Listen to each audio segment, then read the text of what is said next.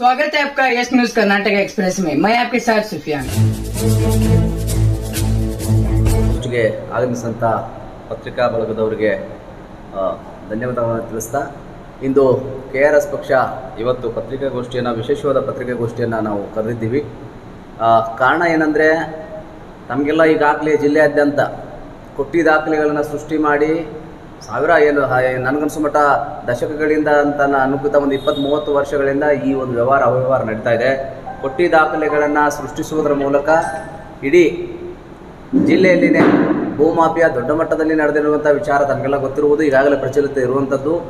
ಅದರ ಜೊತೆಯಲ್ಲಿ ಕೊಟ್ಟಿ ದಾಖಲೆಗಳ ಪರಿಣಾಮ ಏನಪ್ಪ ಅಂದ್ರೆ ಈ ಉಪನೋಂದಣಿ ಸಂಘಗಳ ಇದೆಯಲ್ಲ, ಆ ಸಂಘಕ್ಕೂ ಸತಿಗೆ ಇದು ವ್ಯಾಪಿಸಿದೆ ಅನ್ನುವಂಥ ವಿಚಾರವನ್ನು ತಾವು ಇವತ್ತು ತಮ್ಮ ಗಮನಕ್ಕೆ ತಂದು ವಿಜಯಪುರ ಜಿಲ್ಲೆಯಲ್ಲಿ ಪ್ರತಿಷ್ಠಿತ ಸಂಸ್ಥೆ ಆಗಿರ್ತಕ್ಕಂಥ ಸಿಕ್ಯಾಬ್ ಸಂಸ್ಥೆಯಲ್ಲಿ ನಡೆದಂಥ ಸರಿಸುಮಾರು ಅಂದಾಜು ಏನಿಲ್ಲ ಅಂದರೆ ಕ್ಯಾಲ್ಕುಲೇಷನಿಂದ 600ರಿಂದ 800 ಕೋಟಿ ರೂಪಾಯಿ ಅವ್ಯವಹಾರವನ್ನು ನಡೆದಿದೆ.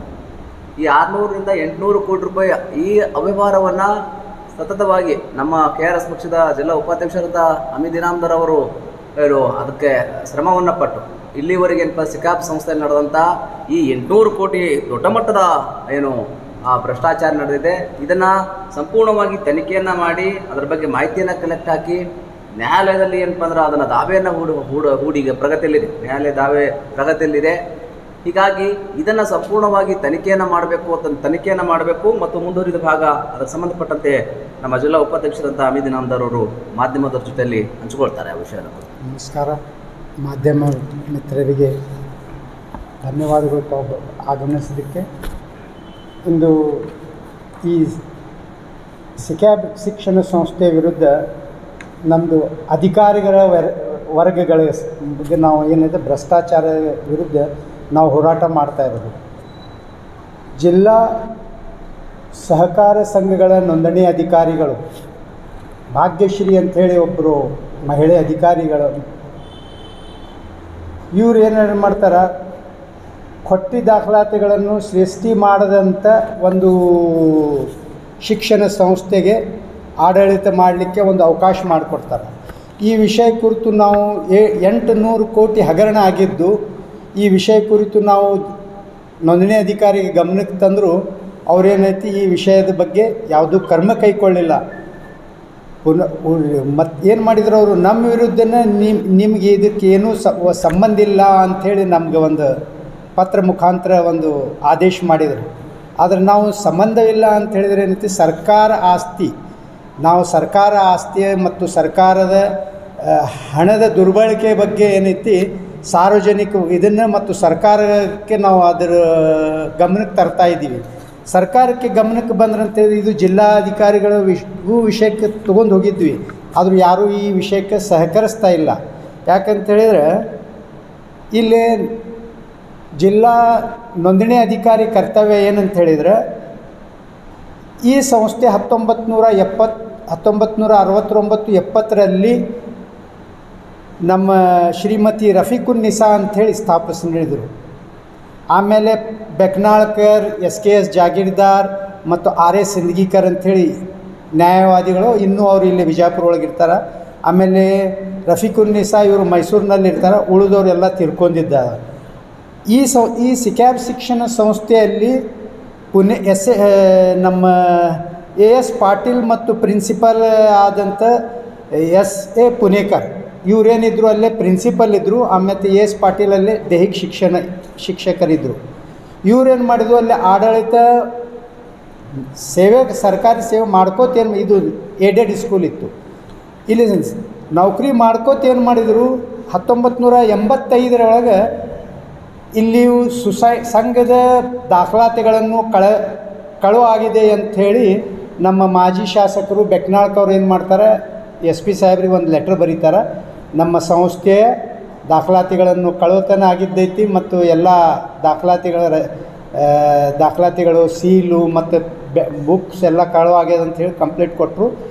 ಇವತ್ತು ಆ ದಾಖಲಾತಿಗಳು ಮತ್ತು ಇವತ್ತು ನಾವು ಇದನ್ನು ಅಂಥೇಳಿ ಮಾಡ್ತಾಯಿದ್ರೆ ಅಂತೇಳಿದರೆ 1985ರಲ್ಲಿ ಸಿಕ್ಕಿಲ್ಲ.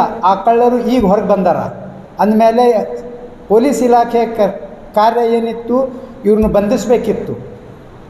ಅವ್ರಿಗೆ ಬಂಧಿಸೋದು ಬಿಟ್ಟು ನಾವು ಈ ಕಳ್ಳತನಕ್ಕೆ ಸರ್ಕಾರ ಮುಂದೆ ಒಯ್ದರೆ ಅವರು ನಮಗೆ ಭಯ ಮಾಡಲಿಕ್ಕೆ 420 ಅಂಥೇಳಿ ಸೃಷ್ಟಿ ಮಾಡೀನಿ ಕೇಸು ಅಂತ ಹೇಳಿದ್ರು. ನಾವು ಯಾವುದೂ ಥರದ ಸೃಷ್ಟಿ ಮಾಡಿಲ್ಲ.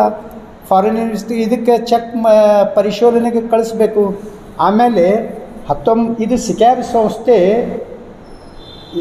YA ಮುದ್ನಾಳ್ ಅಂಥೇಳಿ, ಸಿಂದಗೀಕರ್, SKS ಜಾಗೀರ್ದಾರ್ ಇವ್ರ ಮಕ್ಕಳನ್ನು ತಗೊಂಡು ಅದೇ ಏನು ಸ್ಥಾಪಕರಿದ್ದರು ಅವ್ರ ಮಕ್ಕಳನ್ನು ತಗೊಂಡು ಈ ಪುನಃ ಇದಕ್ಕೆ ರಿಜಿಸ್ಟರ್ ಮಾಡಿರಿ ಅಂಥೇಳಿ ನೋಂದಣಿ ಅಧಿಕಾರಿ ಹತ್ರ ಹೋದ ಸಂದರ್ಭದಲ್ಲಿ ನೋಂದಣಿ ಅಧಿಕಾರಿಗಳು ಏನು ಹೇಳ್ತಾರೆ, ಅದಕ್ಕೂ ಯಾವುದೇ ಥರದ ಹೊಂದಾಣಿಕೆ ಆಗುವುದಿಲ್ಲ ಅಂತ ಹೇಳ್ತಾರೆ.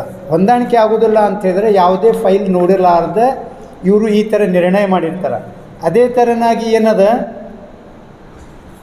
ಇವರು 1860 ಸಂಘ ಸಂಸ್ಥೆಗಳ ಕಾಯ್ದೆ ಏನು ಹೇಳ್ತದೆ, ಯಾವುದೇ ವ್ಯಕ್ತಿ ಕುಟುಂಬದ ಒಂದೇ ವ್ಯಕ್ತಿ ಬ್ಲಡ್ ರಿಲೇಷನ್ ಏನಿರ್ತದೆ ಒಂದೇ ವ್ಯಕ್ತಿ ಅದರದ್ದು ಸದಸ್ಯನಾಗಿರ್ಬೇಕಾಗ್ತದೆ. ಆದರೆ ಇವರಲ್ಲಿ ಏನೈತಿ, ಒಂದು ಸದಸ್ಯರಿಲ್ಲ. ಇವರಲ್ಲಿ ಏನೈತಿ, ಅಪ್ಪ ಮತ್ತು 4 ಮಕ್ಕಳು ಈ ಥರ ಒಂದು ಸದಸ್ಯ ಆಗಿದ್ದೈತಿ. ನಮ್ಮ ನೋಂದಣಿ ಅಧಿಕಾರಿಗೆ ಈ ವಿಷಯ ಗೊತ್ತಾಗೋದಿಲ್ಲ ಅಂಥೇಳಿದ್ರೆ ಕಾನೂನನ್ನು ಬಹಿರಂಗವಾಗಿ ಉಲ್ಲಂಘನೆ ಮಾಡಿ ಇದು ಮುಚ್ಚಿ ಹಾಕಲಿಕ್ಕೆ ಪ್ರಯತ್ನ ಮಾಡಿದ್ದಾರೆ. ಇದು ನಮ್ಮದೇನು ಉದ್ದೇಶ ಅಂತ ಹೇಳಿದರೆ, ಸಿಕ್ಯಾಬ್ ಸಂಸ್ಥೆಯ ಮಾಲೀಕರಾಗಿ ಈಗೇನು ನಮ್ಮ ಪಾಟೀಲ್ ಮತ್ತು ಪುಣೇಕರ್ ಇದ್ದಾರಲ್ಲ, ಇವರು ಅದರದ್ದು ಅಲ್ಲಿ ನೌಕರಸ್ಥರು ಅನಧಿಕೃತವಾಗಿ ಅತಿಕ್ರಮಣ ಮಾಡಿಕೊಂಡು ಇವತ್ತು ಜನರಿಗೆ ಏನು ಗೊತ್ತೈತಿ, ಈ ಸಂಸ್ಥೆ ಏನೈತಿ ಪುಣೇಕರ್ ಇವ್ರದ್ದು ಖಾಸಗಿ ಶಾಲೆ ಐತಿ ಅಂಥೇಳಿ ಗೊತ್ತಾಗ್ತದೆ. ಅಲ್ಲ. ಆಮೇಲೆ ಇನ್ನೊಂದು ಕೆಲವು ಸಮಾಜದಿಂದ ನಮಗೆ ಧ್ವನಿಗಳು ಬಂದು ಏನಂಥೇಳಿ, ಇಲ್ಲಪ್ಪ ನಮ್ಮ ಸಮಾಜಕ್ಕೆ ಒಳ್ಳೆಯ ಶಿಕ್ಷಣ ಕೊಡ್ತಾ ಇದ್ದಾನೆ ಮುಸ್ಲಿಂ ಸಮಾಜಕ್ಕೆ, ನೀನು ಅಂಥ ಶಿಕ್ಷಣ ಸಂಸ್ಥೆ ವಿರುದ್ಧ ಯಾಕೆ ಈ ಥರ ಭ್ರಷ್ಟಾಚಾರ ಇದನ್ನು ಮಾಡ್ತಾಯಿದ್ದಿ, ಆರೋಪ ಮಾಡ್ತಾಯಿದ್ದಿ, ಮತ್ತು ಅವ್ರಿಗೆ ಇದನ್ನು ಯಾಕೆ ಮಾಡಿ. ನಾನೇನಂತೀನಿ, ಈ ಶಿಕ್ಷಣ ಸಂಸ್ಥೆ ಇದನ್ನಲ್ಲ ಅಂತ ಹೇಳಿದ್ರೆ, ಈ ಶಿಕ್ಷಣ ಸಂಸ್ಥೆಯಲ್ಲಿ ಓದುತ್ತಿರುವ ಎಲ್ಲ ಮಕ್ಕಳು ಯಾಕೆ ಆ ಗುಣಮಟ್ಟದ ಶಿಕ್ಷಣವನ್ನು ಪಡೆದಿರೋದಿಲ್ಲ. ಕೆಲವು ಮಕ್ಕಳು ತಮ್ಮ ವೈಯಕ್ತಿಕ ಮತ್ತು ಇದರಲ್ಲಿ ಅವರ ಪಾಲಕರ ಇದರಿಂದ ಏನೈತಿ, ಅವರು ಮುಂದೆ ಬಂದು ನಮ್ಮ ಇದು ಅಂತ ಹೇಳಿದರೆ ಇವರು ರತ್ನ ಇದ್ದು ಈ ಮಕ್ಕಳು ಬೇರೆ ಶಿಕ್ಷಣ ಸಂಸ್ಥೆಯಲ್ಲಿ ಶಿಕ್ಷಣ ಪಡೆದಿದ್ದರೆ ಇವತ್ತು ಅವ್ರದ್ದು ಗುಣಮಟ್ಟ ಮತ್ತು ಅವ್ರ ಶಿಕ್ಷಣ ಇನ್ನೂ ಹೆಚ್ಚಿಗಾಗಿರ್ತಿತ್ತು. ಅಂದರೆ ನಮ್ದು ಹೇಳೋದು ಏನಂತ ಹೇಳಿದರೆ, ಈ ಶಿಕ್ಷಣ ಸಂಸ್ಥೆಯಲ್ಲಿ ತಮ್ಮ ಮಕ್ಕಳಿಗೆ ಶಿಕ್ಷಣ ಹಾಳು ಮಾಡ್ತಾ ಇದ್ದೀರಿ ಅಂತ ಹೇಳಿದರೆ, ಒಂದು ಶಿಕ್ಷಕ ಇಂಜಿನಿಯರಿಂಗ್ನಲ್ಲಿ ಆ ಸಬ್ಜೆಕ್ಟ್ನಲ್ಲಿ ಅವರು ಇದನ್ನಿರುವುದಿಲ್ಲ ಅಂತ ಹೇಳಿದ್ರೆ, ನಮಗೂ ಸಾರ್ವಜನಿಕರಿಂದ ಬಂದಂಥ ಮಾಹಿತಿಯನ್ನು ಏನೈತಿ ನಾನು ಇದು ಅವನು ಎಕ್ಸ್ಪರ್ಟ್ಸ್ ಇರೋದಿಲ್ಲ. ಆ ಶಿಕ್ಷಕ ಏನು ಮಾಡ್ಲಿಕ್ಕತ್ತಾನ, ಬೇರೆ ಸಬ್ಜೆಕ್ಟ್ನೂ ಸಹ ಅಲ್ಲಿ ತೊಗೊಳಿಕತ್ತಾನ. ಅಂದಮೇಲೆ ಇಲ್ಲಿ ನಮ್ಮ ಏನಂತಾರೆ, ನಮ್ಮ ಸ್ಟೂಡೆಂಟ್ಸ್ದು ಇಲ್ಲಿ ಲಾಸ್ ಆಗ್ಲಿಕ್ಕತ್ತದ. ಇದ್ರ ಬಗ್ಗೆ ನಮ್ಮ ಸಮಾಜ ಇದ್ರ ಬಗ್ಗೆ ಕಳಕಳಿ ತೊಗೋಬೇಕು ಅಂತ ಹೇಳ್ತೇನೆ. ಮತ್ತು ಉದ್ದೇಶ ಅಂತ ಹೇಳಿದ್ರೆ ಏನೈತಿ, ಸರ್ಕಾರಿ ನೌಕರರು ಸಂಘ ಸಂಸ್ಥೆ ನಮ್ಮ ಭಾಗ್ಯಶ್ರೀ ಅಂಥೇಳಿ ಜಿಲ್ಲಾ ಸಹಕಾರ ಸಂಘ ನೋಂದಣಿ ಅಧಿಕಾರಿ ಭಾಗ್ಯಶ್ರೀ ಅಂತ ಹೇಳಿದಾರ. ಇವರೇನಿದೆ ಹಣವನ್ನು ಪಡೋದು, ಅವರು ಬರೆದ ಕೊಟ್ಟಂಥ ದಾಖಲಾತಿಗಳನ್ನು ಮಾತ್ರ ಕೊಡ್ತಾರೆ. ಆಮೇಲೆ ನಾವು ಕೇಳಿದ್ವಿ, ನಾವು ಮಾಹಿತಿ ಹಕ್ಕೊಳಗೆ ಕೇಳಿದರೆ 2H ಪ್ರಕಾರ ಕೊಡಲಿಕ್ಕೆ ಬರುವುದಿಲ್ಲ ಅಂಥೇಳಿ ಅಲ್ಲಿ ಇದನ್ನು ಕೊಡ್ತಾರೆ. ಮಾಹಿತಿ ಹಕ್ಕು ಕಾಯ್ದೆ ಅವರಿಗೆ ಸರಿಯಾಗಿ ಗೊತ್ತಿಲ್ಲ ಕಾಣಿಸ್ತದೆ. 2H ಕಾಯ್ದೆ ಏನು ಹೇಳ್ತದೆ ಅಂತ ಹೇಳಿದ್ರೆ, ಯಾವುದೇ ಥರದ ಇದನ್ನು ಪೂರ್ಣವಾಗಿ ಮಾಹಿತಿ ಕೊಡಬೇಕು ಅಂಥೇಳಿ ಐತಿ. ಆಮೇಲೆ ಅವ್ರು ಏನಂತ ಹೇಳ್ತಾರೆ, ಇನ್ನೊಂದು ಏನು ಹೇಳ್ತಾರೆ ಅವರು, ನಾವು ಅನುದಾನ ರಹಿತ ಇರುವುದಿಲ್ಲ, ಅದಕ್ಕೆ ಕೊಡ್ಲಿಕ್ಕೆ ಬರುವುದಿಲ್ಲ ಅಂತ ಹೇಳ್ತಾರೆ. ಅವರು ಅನುದಾನಿತ ಸರ್ಕಾರದಿಂದ ಒಂದೇ ಹಣವನ್ನು ಪಡೆದ್ರಂತ ಸಹ ಅವರು ಮಾಹಿತಿ ಹಕ್ಕು ಕಾಯ್ದೆ ಅಡಿಯಲ್ಲಿ ಬರ್ತಾರೆ, ಅವ್ರು ಕೊಡ್ತಾ ಇಲ್ಲ. ಆಮೇಲೆ ಇನ್ನೊಂದು, ಈ ಸಹಕಾರಿ ಸಂಘ ನಮ್ಮ ನೋಂದಣಿ ಅಧಿಕಾರಿಗಳು ಇವ್ರೇನು ಮಾಡ್ತಾರೆ, ಪುಣೇಕರ್ ಇವರು AS ಪಾಟೀಲ್ ಇವರು 1990 ಬಂದೀನಿ ಅಂತ ಹೇಳ್ತಾರೆ. ಇವರು 1990 ಬಂದ್ರೆ ಅಂತ ಹೇಳಿದರೆ, 1970 ಇಲ್ಲಿಂದ ನೀವು ಏನು ಮಾಡ್ತಾಯಿದ್ರಿ, ಅಲ್ಲೇ ಒಬ್ಬರು ದೈಹಿಕ ಶಿಕ್ಷಕ, ಅಲ್ಲೇ ನೌಕರಸ್ಥ ಈ ಹುದ್ದೆಗೆ ಹೆಂಗೆ ಶಿಕ್ಷಣ ಸಂಸ್ಥೆ ಯಾವ ಥರ ಅತಿಕ್ರಮಣ ಮಾಡ್ಕೊಂಡ, ಈ ವಿಚಾರ ಮಾಡೋದಿಲ್ಲ. ಎರಡನೇದಾಗಿ ಏನೈತಿ, ಇವರು ಪ್ರಿಲಿಮಿನರಿ ಮೆಂಬರ್ನೂ ಸಹ ಇರೋದಿಲ್ಲ, ಸದಸ್ಯತ್ವನೂ ಇರೋದಿಲ್ಲ. ಇಂಥ ವ್ಯಕ್ತಿ ಈ ಶಿಕ್ಷಣ ಸಂಸ್ಥೆ ಯಾವ ಥರ ಅತಿಕ್ರಮಣ ಮಾಡ್ಕೋತಾರ ಅನ್ನೋದು ತಮ್ಮ ಮಾಧ್ಯಮದ ಮುಖಾಂತರ ಜನರಿಗೆ ಗೊತ್ತಾಗಬೇಕು. ಮತ್ತು ನಾವು ಈ ವಿಷಯ ಏನೈತಿ ನಮ್ಮ ನಗರ ಶಾಸಕರಾಗಲಿ ಮತ್ತು ಜಿಲ್ಲಾ ಆಡಳಿತ ಬೇರೆ ವರ್ಗದವರು ಈ ವಿಷಯಕ್ಕಿಂತ ಸರ್ಕಾರದ ವಿರುದ್ಧ ಅಂದ್ರೆ ಈ ಕಾಂಗ್ರೆಸ್ ಸರ್ಕಾರ ಆಡಳಿತದಲ್ಲಿ ಭ್ರಷ್ಟಾಚಾರಕ್ಕೆ ಎಷ್ಟು ಬೆಳವಣಿಗೆ ಸಿಗ್ತಾ ಇದೆ ಅಂಥೇಳಿ ನಾವು ಕರ್ನಾಟಕ ರಾಷ್ಟ್ರ ಸಮಿತಿ ಪಕ್ಷ ರಾಜ್ಯದಂತ ಯಾವುದೇ ಭ್ರಷ್ಟಾಚಾರದ ಇರಲಿ, ನಾವು ನಮ್ಮ ಸೈನಿಕರು ಪ್ರತಿಯೊಂದು ಹಳ್ಳಿ ಗ್ರಾಮ ಪ್ರತಿಯೊಂದು ಏನಂತ ಹೇಳ್ತಾರೆ ಕ್ಷೇತ್ರದಲ್ಲಿ ಹೋರಾಟ ಮಾಡ್ತಾ ಇದ್ದೀವಿ. ಅದೇ ಸಂದರ್ಭದಲ್ಲಿ ಈ ವಿಷಯನೂ ಸುಮಾರು 800 ಕೋಟಿ ಹಗರಣಕ್ಕೆ ಸರ್ಕಾರಿ ಅಧಿಕಾರಿಗಳ ಕರ್ತವ್ಯ ಇತ್ತು. ಇದಕ್ಕೆ ಬಯಲು ಮಾಡಿ ಇಂಥ ಕಳ್ಳರಿಗೆ ಹೊಟ್ಟೆಗೆ ಆಗಿ ಕಳ್ಳತನ ಮಾಡಿದವ್ರಿಗೆ ಶಿಕ್ಷೆ ಕೊಡ್ತಾ ಇದ್ದಾರೆ. ಬಿಳಿ ಬಟ್ಟಿ ಕಳ್ಳರಿಗೆ ಏನೈತಿ ಇವರು ಸಂರಕ್ಷಣೆ ಮಾಡ್ತಾ ಇದ್ದಾರೆ. ಆಮೇಲೆ ಪೊಲೀಸ್ ಇಲಾಖೆ ಬಡವರು ರಕ್ಷಣೆಗಾಗಿ ಇಟ್ಟಿದ್ದು ಎಲ್ಲ ಕಾನೂನು ಪ್ರಕಾರ ಅಂತ ಹೇಳಿದ್ರೆ ಎಲ್ಲರಿಗೂ ಯಾರು ಸಮಾಜದಿಂದ ಕಳ್ಳತನ ಹಾಗೂ ಅವ್ಯವಹಾರಗಳು ದೌರ್ಜನ್ಯ ಮಾಡ್ತಾ ಇಂಥ ವ್ಯಕ್ತಿಗಳನ್ನು ಹಿಡಿದು ಬಂಧಿಸಿ ಅವ್ರ ಮೇಲೆ ಕ್ರಮ ಕೊಡಬೇಕು. ಆದರೆ ಇಂದಿನ ಪೊಲೀಸ್ ಇಲಾಖೆ ರಾಜ್ಯದಂತ ಬಂಡವಾಳಶಾಹಿ ಹಾಗೂ ರಾಜಕಾರಣದ ಗುಲಾಮರಾಗಿ ಅವರ ಆದೇಶದ ಮೇರೆಗೆ ಭ್ರಷ್ಟಾಚಾರ ವಿರುದ್ಧ ಹೋರಾಟ ಮಾಡ್ತಾ ಇರೋ ಜನರಿಗೆ ಸುಳ್ಳು ಕೇಸ್ಗಳನ್ನು ದಾಖಲಿಸಿ ಬೆದರಿಸೋದು. ಅದರದ ಒಂದು ವಿಕ್ಟಿಮ್ ನಾನು ಅದೀನಿ, ನನ್ನ ಮೇಲೇನು 420 ಅಂಥೇಳಿ ಕೇಸ್ ದಾಖಲು ಮಾಡಿದ್ದಾರೆ. ಆದರೆ ಆ ಕೇಸ್ ದಾಖಲು ಮಾಡುವತ್ತಿಗೆ ನನಗೆ ಕರೆಸಿ ಕೇಳಿಲ್ಲ. ಯಾಕಂತ ಹೇಳಿದರೆ ನಾನು ಕೊಟ್ಟಂಥ ದೂರು ಇವ್ರು ಈ ಥರ ಮಾಡ್ಯಾರ ಅಂಥೇಳಿದ್ರೆ ಅದರ ವಿರುದ್ಧ ಅವರು ಇನ್ನೂವರೆಗೂ ಯಾವುದೂ ಕೇಸ್ ದಾಖಲೆನೂ ಮಾಡ್ಕೊಂಡಿಲ್ಲ.